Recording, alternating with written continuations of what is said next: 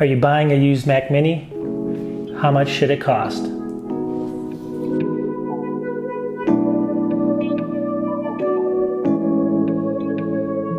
Gotta love the fall in Chicago.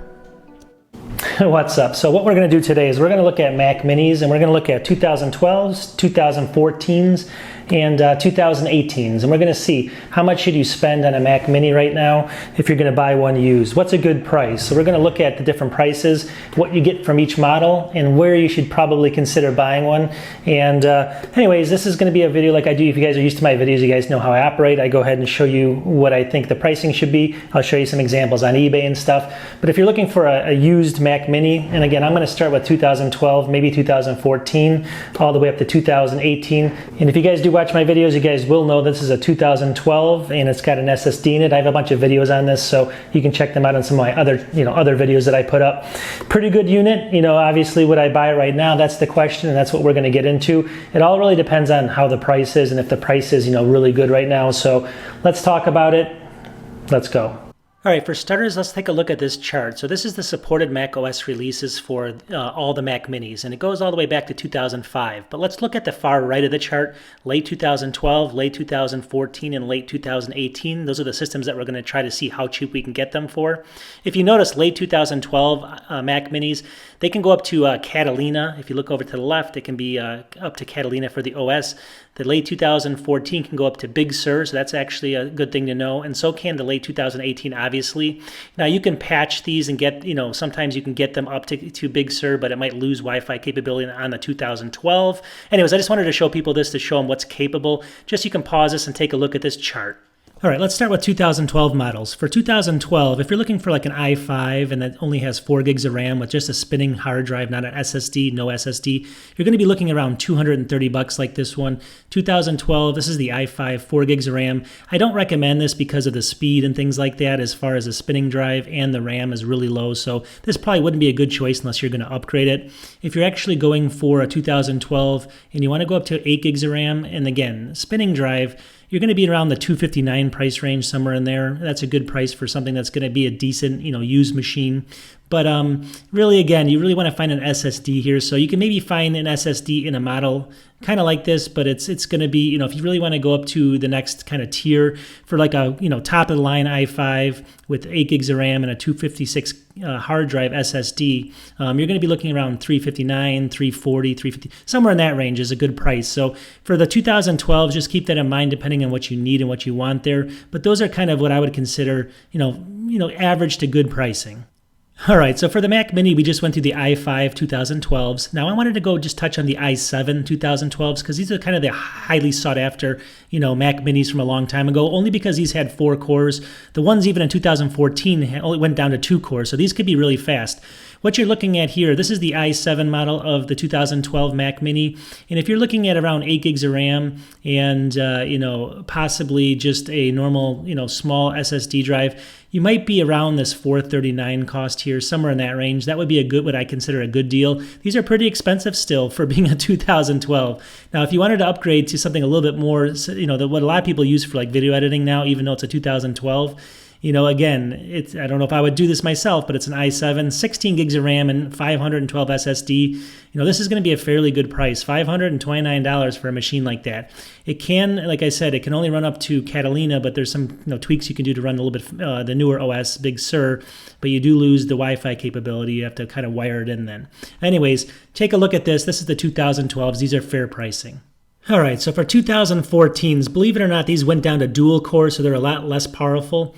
So the price is kind of a little bit sometimes cheaper. But what I would say is if you're going, and I don't recommend this one, but if you're looking for a 2014 that's in fairly good condition with maybe 4 gigs of RAM only, which I do not recommend getting, you're going to be in that 270. Somewhere that would probably be considered a fairly good price. But what I recommend is you'd have to bump it up. I mean, there's a couple different things you can do. If you want to upgrade that last one I showed you, that's an option. That's an option for you. You can definitely do that, and that would be a good price. Or you can buy one like this. It's a Mac Mini 2014. It's got an i5, 8 gigs of RAM, which is more RAM, and a 240 SSD for about $360, $369 would be a good price for this. And the reason you'd get the 2014, even with those 2 cores, is you can run Big Sur if you look at that chart again. So there's also some things you can do to make this a little bit faster by increasing the disk speed and stuff, which we may do a video on later. here. In any case, this is what it would cost for the 2014. But again, these are ones that are a little bit less powerful than the 2012s, but they can be upgraded for a longer time, which is a key. All right, so if you want to buy a 2018 Mac Mini that's used one of course, this is an i3 128 gigabyte SSD and 8 gigs of RAM, but look at the price on this. So this is the problem. You're going to be, I've seen them as low as about $450, about $499 up to $599. So if you can get one for in the low 500s maybe, that would be really good price on these 2018s. I mean, whichever way you slice it, they're not that cheap right now. So this is a little bit more expensive, but you might be able to get one for $499 to $550 maybe, and that's what this has these specs here. But if you actually want to go up to like the i5 version, see this one, and it's got 8 gigs of RAM with 256, double that space. You're going to be in the 750s to 820s, somewhere in that range. For a used system, it's just not worth it. You want to start looking at this point. If you're going to spend that much, you want to start looking at the new ones you can buy right off the Apple site, which I'll show you here. All right, let's look at Apple's website now. And this is the crazy thing. So once you get up to that $800 price point, it doesn't really make much sense to buy something that's used, especially, well, it depends what it is, of course, if how much RAM it has, because these can go way up. But at the base model, look at this. This is going to be a brand new one. Granted, it's just like the 2018. They haven't changed it, but they just doubled some stuff up.